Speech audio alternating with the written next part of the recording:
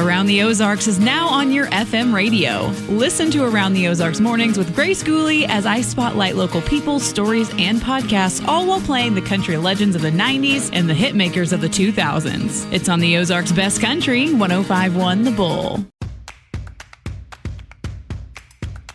Hi, this is Joy Robertson. As many of you know, I love food. I love finding new restaurants. I love trying new dishes. And most of all, I love talking to the many great restaurateurs and entrepreneurs we have here in the Ozarks and beyond.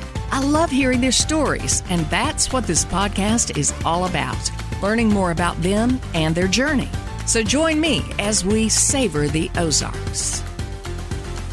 This episode is brought to you by Jim's Steakhouse and Pub and Springfield's locally owned Fazoli's. I'm sitting at one of the most beautiful places on earth right here in the Ozarks, Big Cedar Lodge. I'm sitting across from Mark Stoner. He's the Vice President of Food and Beverage here at Big Cedar. We're at the Warman House looking over Table Rock Lake, one of the most gorgeous vistas I've ever seen in my life. And I want to talk to you, Mark, about the big celebration of taste that's coming up at Big Cedar Lodge every February. I want to know some history, and I also want to know the history of you and how you got here. Let's start with the celebration. Tell me how that whole thing got started. So, great question. Celebration of Taste actually has been around this will be our 32nd year. So 31 years. And, you know, some of what's amazing about it, I mean, there's a lot of things that you can do at Big Cedar, and you teed it up, you know, really, really well on how beautiful it is and all of the things that you can do. But the Celebration of Taste being around for that long, just consistently running, and we still have people, we have couples and friends that have made friends at Celebration of Taste that have come from the beginning. So they will be here again for their 32nd time to enjoy the Celebration of Taste. So really is amazing. It's just such an incredible event, and you know, it's something that we continue to build on. We develop, we try to make it more and more fun, more and more interesting, with more and more activity. So over the years, it's kind of picked up in that momentum, and it's just built out into a very, very special event. 32 years. Knocked me over with a feather, seriously. I did not realize it had been that many years. So when this beautiful resort has been here for a long time, and it's always been known for incredibly fine dining. And I guess that's a great way to show it off to the world, to invite people in from all over the country for a weekend of celebrating. Yeah, absolutely. And I think, you know, one of the other things that I find interesting with it is we've kind of held to the tradition of when we actually hold the Celebration of Taste. So we do a lot of incredible events all year. We do wine events. We bring in winemakers, distillers, brewers, and we do all kinds of really, really fun events. But the Celebration of Taste is in the winter. And it's amazing because where a lot of people think, you know, oh, it's the winter, I don't know if I want to travel. Big Cedar is the perfect place to be during the winter. You know, where else can you sit by the lake? You know, right now there's still snow left over. You can be in a cabin with a wood fireplace in your cabin. I mean, the environment is incredible. And then when you leave, come out to something like Celebration of Taste, where we do get to kind of display some of our, you know, culinary excellence, if you will, with some amazing dishes, incredible food paired with phenomenal wines from really all over the country. And, you know, the secret's kind of out with these winemakers. You know, they think, you know, do I want to leave Napa Valley where it's 80 degrees and come to Missouri? Well, guess what? They come here one time, they want to come every year. They love it. It's beautiful. So we're very fortunate because with what Johnny's created here at Big Cedar with everything, they are coming out. And so now Celebration of Tastes, we get to bring the winemakers, and we get to, like we talked about the dinner that was Celebration of Taste, now the evolution is we do dinners and seminars and interactive events with the amazing winemakers that are making the wine. So it's incredible. You mentioned Johnny Morris, of course, founder of Bass Pro Shops and more recently Cabela's. Mm-hmm. And I can't thank him enough for bringing this beautiful resort to our neck of the woods, because it is absolutely one of the most beautiful places on earth. And I love when people have a vision the way that he did and the way that the people who really started it all those years ago did and set it up in this beautiful surroundings of the Ozark Mountains. And I know part of Celebration of Taste, you maintain the spirit of where we live in the menu. And talk about this. So this is sort of a weekend or a long weekend. How does it play out? Give me a little roadmap to the Celebration of Taste. Yeah, of course. I mean, you really hit the nail on the head. We do tie to the tradition of it, and like I said, it's the 32nd one, and so we try to incorporate the elements. Like we're in the Warman House now, like you mentioned, and to have the visionary that is Johnny Morris and his family, Jeannie and Megan have helped out. We need to take a look at Harry's down below, which is the newest addition to the Warman House, the little speakeasy. But we do a lot of events here at the Warman House just to kind of tie into the history of the area and the Ozarks. But to your question, what you'll experience now with the Celebration of Taste, we do sort of a welcome. A lot of our guests are now coming in early. It's not a one-day event, come and go. They're staying for multiple days. So the arrival day, they'll come in. We do a big reception. This year, we're doing a really nice dinner, which will be here at the Warman House. It kind of gets everybody together, lets everybody meet each other. They know each other. The winemakers and the wine ambassadors will be here.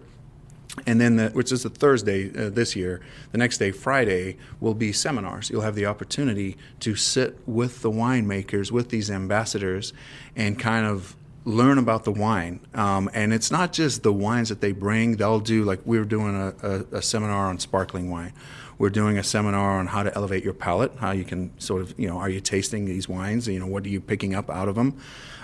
We've got an Around the World Chardonnay. We do a Pinot Noir tasting. We've got a blind tasting. And so really, if you're a wine enthusiast, or if you're just curious, we've got something for everybody. And then we'll wrap that up with sort of a reception style.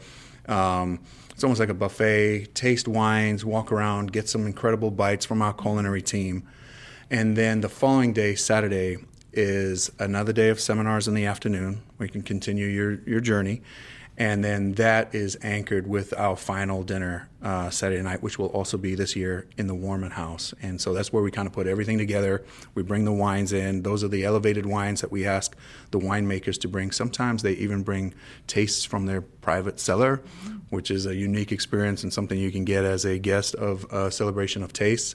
And then that menu is curated to pair specifically with the wines for that dinner. So just an incredible weekend, just something for everyone. I'm getting full just listening to you talk about it. I really am. It's stunning to think about how you must go to great lengths to try to think of the wines that are going to be on hand and how best to highlight the food that goes with them, that shows off the food and the wine, particularly together. Do the winemakers get a say in the food, or do they tell you what they're bringing and then your culinary team goes to work to match it, or how does that work? Yeah, it's a great question. So it really depends on the winery. Some winemakers like to be really involved. Some of them we've built a really good relationship with over the years. A lot of them really kind of let us do our thing with it. Some of them are specific to certain flavor profiles in the wine that they would like to highlight, and they'll give us notes on things like that, and we'll be sure to kind of take that into account when we build the menu. And so, for example, this year we're working with Jackson Family Wines, and what's great about them is they have some very approachable wines, but they also have some very high-end wines. So we'll gear certain dinners to highlight that element. And the other thing is that they have wineries from Sonoma all the way through to Napa Valley, and so there's sort of a significant difference from Sonoma to Napa. And we're going to work with them to highlight those. This wine's from Sonoma, this is from Napa, and we'll pair the food to highlight those different elements. So I think that'd be really fun. I think people find that really interesting. So Jackson Family being one, give me some names. Who else is showing up this year? Well, we've done Jackson Family, like you said. We'll do that with them this year. Last year we had, I'm going to have to think now. Last year we worked with Foley Wines. We brought in Banshee,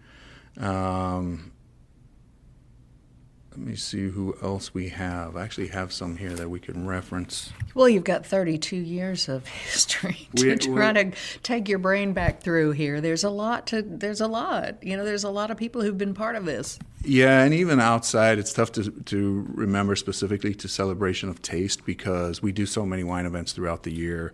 But we've got Oakville Ranch that we've done partnerships with. We've done Oceano, Toomey Wines. Last year we did a series on women in wine, so it was all female winemakers. And it's something that the team developed here, what we've done, and this is really based off of the success of Celebration of Taste being in the winter, is that we do a winter wine series now. So every weekend, January and February, we do a wine event and a wine dinner, and we bring in winemakers and we partner with them. And so last year that wine series was Women in Wine, and it was all female winemakers, which was a fun theme, really exciting to get everybody out here and taste all those different wines. So again, just even more momentum that has kind of sprung forward from that Celebration of Tastes. Is this the Pour and Gourmet? Is that the series that you're referring to, or is that something different still? Yeah, that's something totally different. But man, you guys don't ever stop. So much. So the wine series is sort of a sort of mini version of Celebration of Taste that we try to do each weekend. So we'll feature wines on the menu, special wine dinners, and special pours that you can get, and wine pairings. The Tour and Pour is something that we've introduced because, like you said, there's just so much to do here at Big Cedar, and you don't always get to everything. And so the Tour and Pour is a way to experience sort of a special bite from all of these little locations. And so you would start at Warman, you get a little bite in a wine pairing, and you go down to Devil's Pool and you get a little taste there, and then up to Top of the Rock to take a look. We have the wine cellar, the beautiful end of the trail.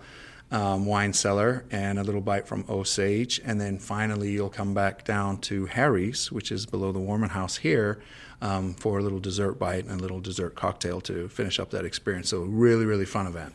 Okay, so the Pour and Gourmet will get you start somewhere, you have a bite, you have a little sip, you get on a shuttle, you go to the next place, a little bit progressive, it sounds like, and you get to see even more of the properties. And I'm not even going to get into Top of the Rock right now because it needs its own podcast. I mean, frankly, Top of the Rock is just off the chain, everything about it. Okay, back to Celebration of Taste. Let's talk about the food. What is your culinary team working on right now that we're going to see at the table this year? Okay, so one of the favorite parts of the whole Celebration of Taste is the food, right? The wines are great, everybody loves the wine, but the food is incredible. And what's fun about Celebration of Taste is it gives the culinary team sort of an opportunity to play. I mean, it's off of the regular menu, so something completely different. The wines are different every time, so you're not doing the same food. You really are being direct about how the food pairs with the wine, and they're all course dinners. So we'll do 3, 4, sometimes 5 if you have sort of a smaller course in the middle. So a lot of things to play with. And I'll give you some examples. I mean, I have some from the past, but since it's you, I will give you a sneak peek into what we're doing. The menu is not posted yet for Celebration of Taste. We are taking reservations. But I'll give you a sneak peek into some of the food that we'll be serving for this year. So we're doing Maine lobster crudos. We're doing heirloom beets and Brussels. We've got hand-rolled short rib agnolotti. We make everything in-house. We smoke all our meats in-house. We work with very, very specific purveyors to get right kind of quality that we're looking for and the items that we want. So we've been very focused on that. We've got pan-seared duck breast. We're doing a wagyu tenderloin from Sakura Ranch, Tajima wagyu tenderloin. We've got pan-seared halibut. We've got a cocoa-seared foie gras that we're serving. It's just such. The food is going to be it's such an indulgence. You have the food and the wine to go with it. Perfect little portions of sort of all these premium food pairings that go with these wines. And so we really do get to kind of pull out all the stops on these. Set the scene for me. When people come in, what does it look like? I mean, it's always beautiful, but it's always set up in such a beautiful way. Is there music? Tell me about just the ambiance. Set the scene for me. When these people, they make their reservation, they get a ticket, they show up, what are they in for?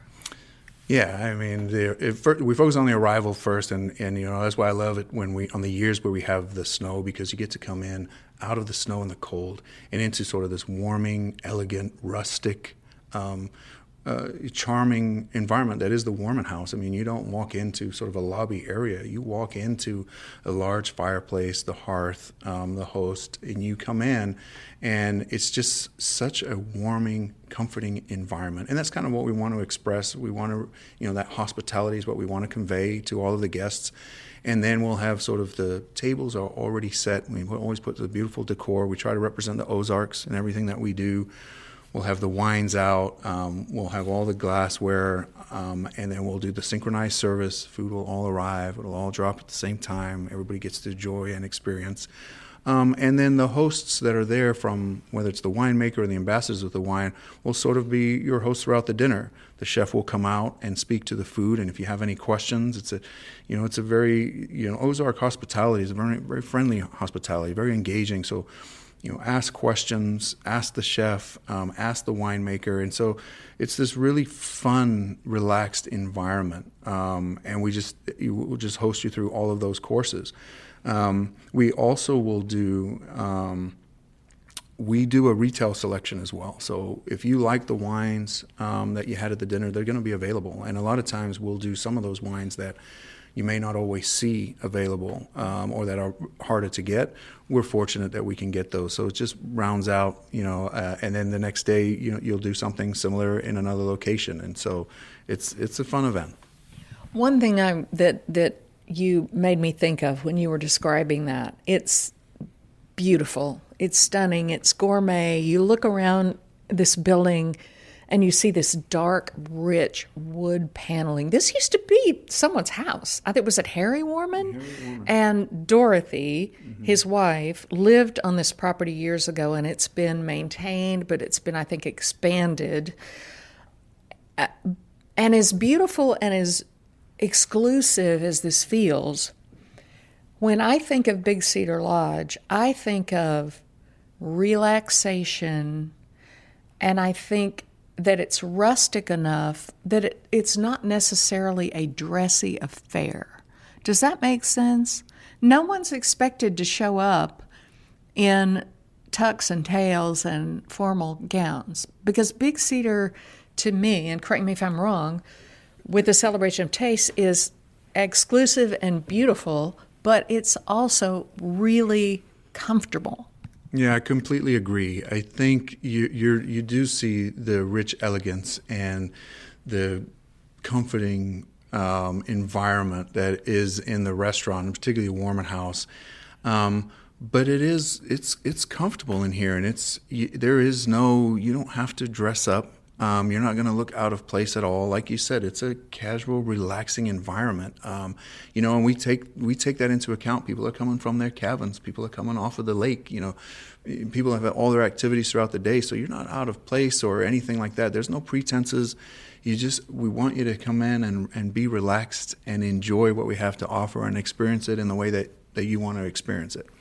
You'll see denim jackets and vests and boots and jeans, and you might see somebody dressed to the nines, but that's what I love about Big Cedar is I don't feel like you have to be some exclusive, posh fashion plate to show up here. It's just that comfortable. And yet at the same time, you feel so doggone special when you walk in the door because the staff treats you like royalty. Yeah, that's absolutely right. And I think, that's not easy to get. It's not a lot of places where you can have that sort of feeling to go out to a nice dinner and do all of that and still be comfortable. If you want to dress up, that's fine. If you want to be casual, that's also going to be okay. No, you're not going to look any different, and it's not going to be, and it doesn't matter which restaurant you go to. I mean, you're always going to be welcomed in that way, and I think you should be comfortable. And I think, like I was saying, I mean, there's other places that you go, you feel like you have to You don't feel that at Big Cedar. You can come as you are. When is the perfect occasion to use Fazoli's catering? Studies have shown everyone loves Fazoli's signature pasta dishes, pizza, salads, and those famous breadsticks, which means Fazoli's is the perfect choice for any occasion. Nothing completes the winter season like a pasta party catered by Fazoli's. Every day is a good day for Italian, which means it's always the right time for Fazoli's. Your next catered event is just a click away at Fazoli's.com. Fazoli's. Some people check the weather. Others check our soup of the day. Hi, this is Jim with Jim's Steakhouse and Pub. Our soup of the day changes, but the comfort never does. Just check with your server, because nothing takes the edge off a cold day like whatever's simmering at Jim's. When you walk through those legendary doors, you're gonna find there's so much to love. So do yourself a favor, dig that service and flavor. Jim's Steakhouse and Pub. All right, I want to talk about your history, Mark, because you have quite the history of culinary. When did you end up at Big Cedar, and what was your path prior to getting here? That's a great question. I think so. I'll do the big or the long part of the history pretty quickly. My mother was a great cook. I loved to cook. I was cooking to get through school. I decided to get serious about it and went to culinary school. Where are you from? I'm originally from South Africa. I moved to the States when I was 14.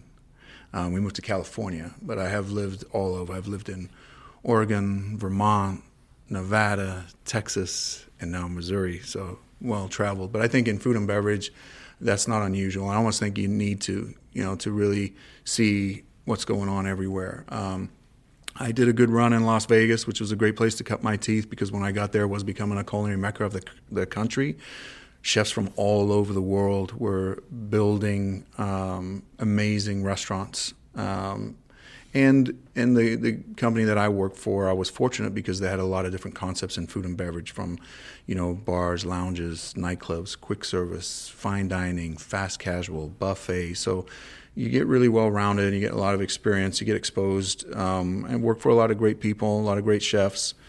And it's actually how I ended up in Texas. Is one of the mentors of mine moved to Texas to work for another company, and he called to see if I'd be interested to come and help him with something, a very particular project, which I did, and it was great. And it was there while I was in Texas that I found out about Big Cedar. And I had the opportunity to come and take a look. And, it's interesting because it's not something you always hear about when I say, well, it's in Ridgedale, Missouri. And you're like, I'm not really sure where that is, So you kind of have to look it up. And then you're like, well, what's out there?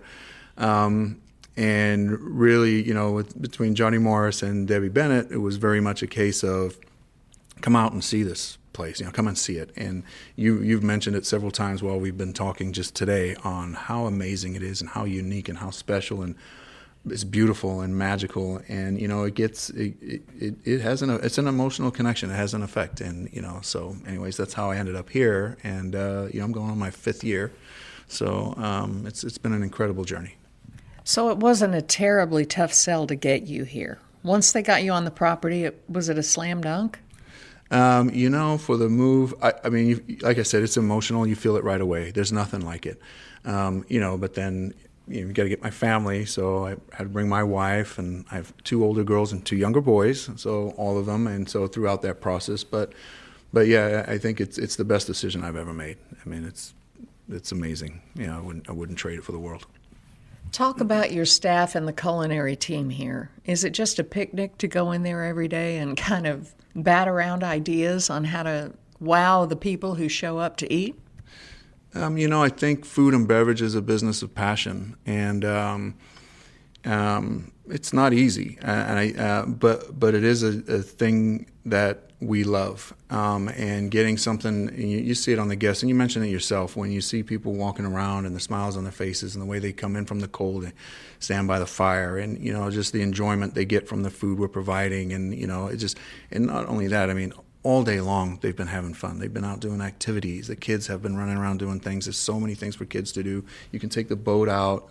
We get new boats every year. There's no place like that. So you can see it. And I think we try to convey that and carry that brand, and that experience through into the food and the cocktails and the things that we're creating. And so it is, it's a privilege. I mean, we love sitting down and kind of curating these experiences, and how can we evolve and how can we make it fun. And we get people that come every year, and we get a lot of new people now, especially with all of the golf that we have. We got all these golf courses, 6 courses, which is incredible. So we're getting all kinds of different segments of guests that are coming from all over and for different reasons, and we're trying to make sure that we have something that that they're looking for on the menu, and something that appeals and kind of subscribes to their background and what the experience that they're wanting to get while they're here at Big Cedar. So it is a lot of fun just to kind of sit down and see, what specials can we create,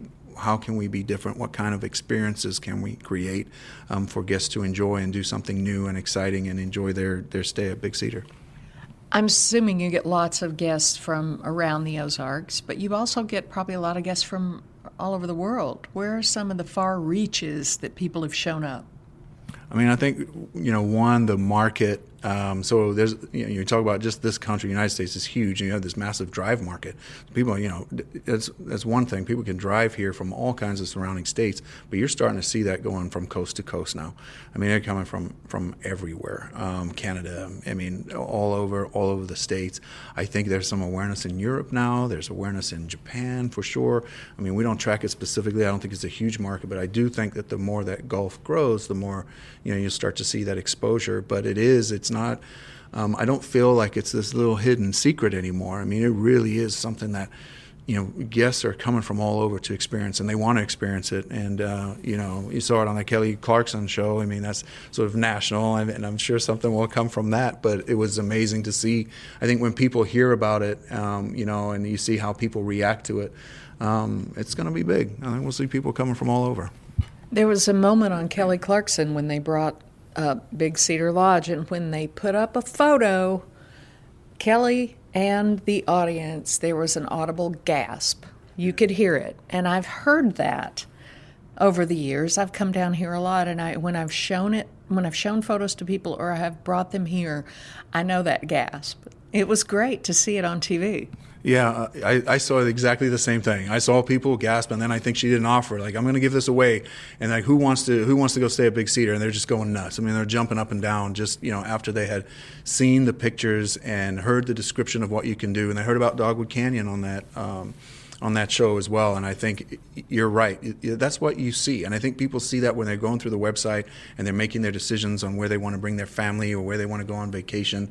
I think they're doing that right there in their home. They're smiling ear to ear and gasping because, there really is nothing like it. It truly is special. I vote we get Kelly here.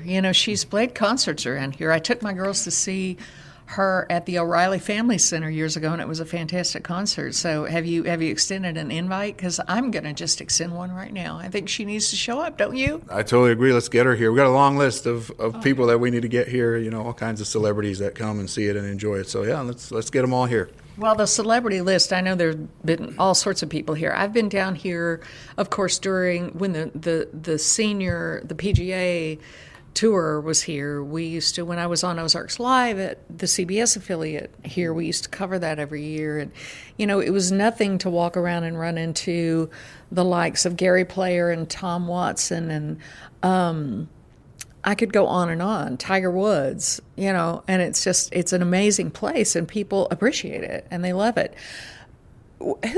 You say your mother taught you to cook. I don't know, maybe your grandma too. What is your oldest memory and one of your fondest memories of being in the kitchen when you were you little?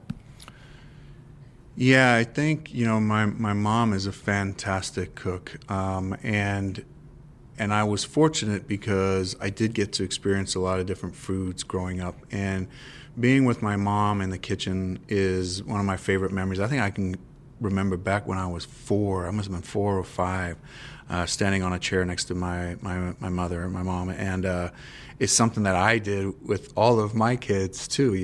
They've been there at 2 or 3 drives my wife nuts to put a 3-year-old next to the burners, but they've always, I don't have too many. My youngest is he learns the hard way somewhat, but other than that, I mean, I spent a lot of time with my mom in the kitchen, and I did, without really realizing it, sort of have this passion for food and flavors, and it really is watching people enjoy it. I mean, it's not the same to make something for yourself. It really is to make something and share it with somebody.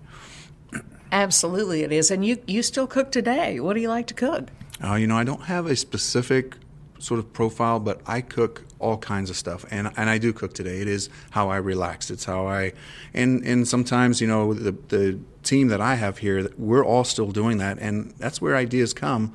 And sometimes hey, I got hold of this, crazy cut of steak, or I got these amazing vegetables, or something fresh, or, tomatoes, or whatever it is, and we play with them still. And some of those ideas actually end up, growing, or we bring them to the table. And they appear in the menus once they're fully developed. And I think that food and beverage as a sort of as a category is one of the best ways to really treat yourself. I think, if you have a great cup of coffee, if you have a bowl of tomato soup, just fresh, beautiful tomato soup, I mean, you can, whether you spend a little amount or a large amount, you're going to enjoy yourself. It's just such a good way to treat yourself and experience time with friends or family or guests. And I'm hugely passionate about it. So it sounds like you have 4 kids. I think you said 2 daughters who are a little older, 2 sons who are younger. Are you, for the kids who are at home, are you the sit down and eat together family? I like that, and I think it should be. But being in food and beverage, it's not often a great time that we're all together at the same time. So it couldn't be a daily thing where we would always get together at the same time. But there's definitely a moment, even if it's later in the night, sort of a snack or a treat or whatever, I would try and get the family all to sit together and let's just do that. And then outside of that, anytime I could get the family on the weekends or out around the grill, or whatever it is, it's important to me that we're in each other's company while we eat at some point. Yeah, I think it's important.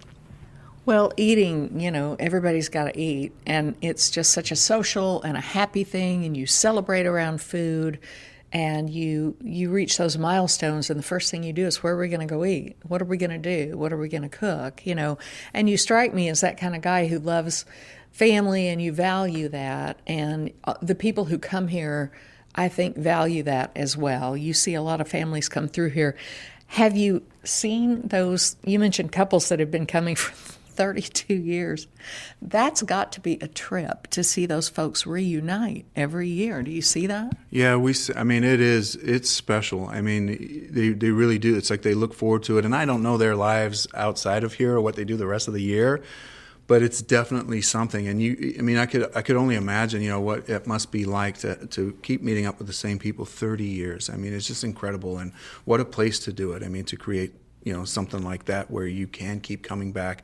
And it's a privilege for us to try and, just make sure that it keeps getting better and better and better for them and just keep adding to the experience. So, yeah, it's incredible to watch. And you mentioned the families, we see it all the time where it's, you've had people who proposed and got married here and then brought their kids here with them and they came up, and now those kids are bringing their kids, and it's the grandparents to the ones that were here. It's so special. I don't think you see that anywhere else. You say you've lived here about 5 years. I'm sure you've branched out and you've gone out and tasted some of the food at amazing restaurants in and around the Ozarks. Where do you like to eat when you're not here or when you're not cooking at home? Well, I think... I just love springing that question on people because it's a tough one.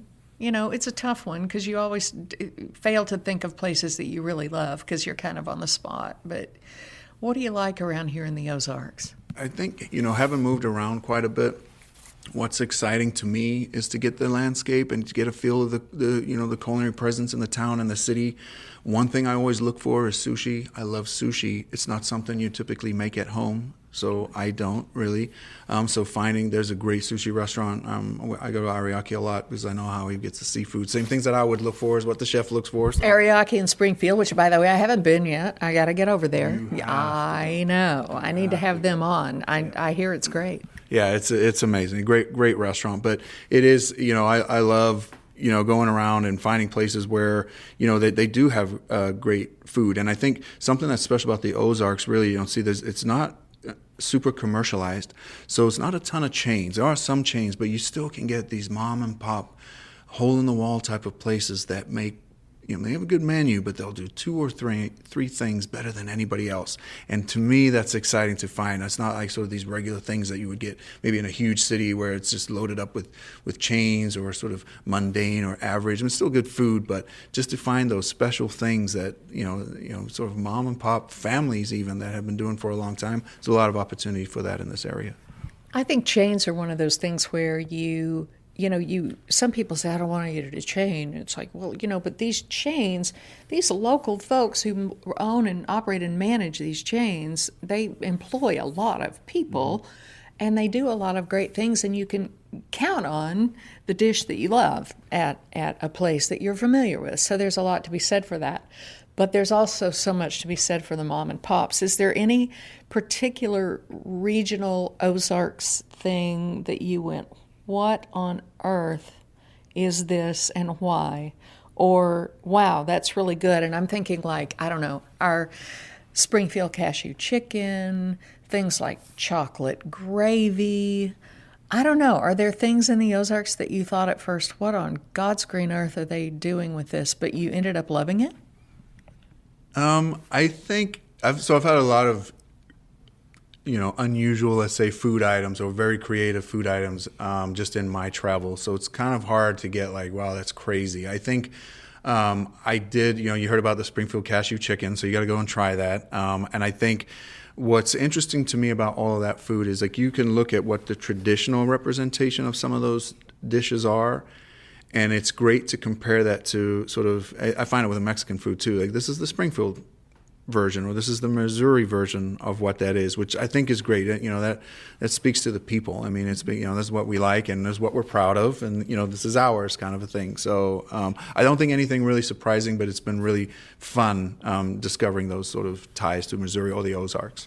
Well, and I, in a future podcast, definitely want to talk about everything from the Warman House to the Buzzard Bar. My favorite, I love Devil's Pool, but I tend to hang out down in the Buzzard because it's just so, friendly, and I just adore it. And then you've got Arnie's Barn, sort of a Tex-Mex, and the Osage. And I want to get into those menus, but I love a place where you can come and get some, like good old Ozarks fried chicken, or fried chicken livers. Not that we all love our fried food, but you can also get a beautiful smoked trout because, we have a lot of trout around here. So there are so many things in the Ozarks that you can get on the regular menu. But as of the celebration of taste, I'm super excited about the menu items that you've told me about. Are there any special desserts that you're aware of, or are they still in the planning stages? We always are focused on dessert, so we won't let that last bite disappoint either. So we do have some special desserts, and I'll let you in a sneak peek on those. So for the wine dinner that we'll do with Celebration of Tastes, we're doing a semolina orange upside down cake. We've also got a blackcurrant and cream cheese mousse cake. We make everything in-house with an amazing pastry chef, and so we always are focused on fresh ingredients, using the seasons, the seasonality to sort of drive some of those tastes and flavors. We try to be creative with some of the presentations always. We try to drive the skill set on things that are, and again, it's on a dinner, so you don't have to do it every day, so we really get to play. And then I will throw this one out. At Harry's, we have a chocolate cigar that is phenomenal. There's nothing like it. Super special. We kind of keep that almost like a little secret. But if you remember and you ever get to try it, it's an incredible. It's like a real special chocolate candy bar, if you will. But it's I haven't had it yet, and I definitely want to try that. But I do love Harry's. I've been inside where there was live jazz, and I've been outside by the fire pits for cocktails overlooking the lake at sunset. And there's really just nothing like it. And you always can expect something very special. If people want to take advantage of this year's Celebration of Taste or future years, how do they do that? So we're taking reservations now. If you go to the bigcedar.com website, you'll find it on there. It's under dining, it's in the calendar, and it's under things to do and events at Big Cedar. You'll find Celebration of Tastes. Does it sell out? I think it does, because I've seen in years past I've been a little too late. Yeah. It does sell out. Yeah, the sooner you get in, the better for sure. It's the secret's out, and it does sell out quick. Okay. Thank you so much for your time. I know you've got a lot going on. Mark Stoner, the VP of Food and Beverage at Big Cedar Lodge. Looking forward to the big celebration of tastes coming up really soon. Mark, thank you so much for your time. Thank you, Joy. It's been a pleasure. Be sure to go to AroundTheOzarks.com to sign up for our daily newsletter, where you can get every episode of Savor the Ozarks, plus all our other podcasts, events, and contests straight to your inbox. And what are your favorite dishes in the 417? You have any restaurants you'd like me to visit? Email me at joy@AroundTheOzarks.com.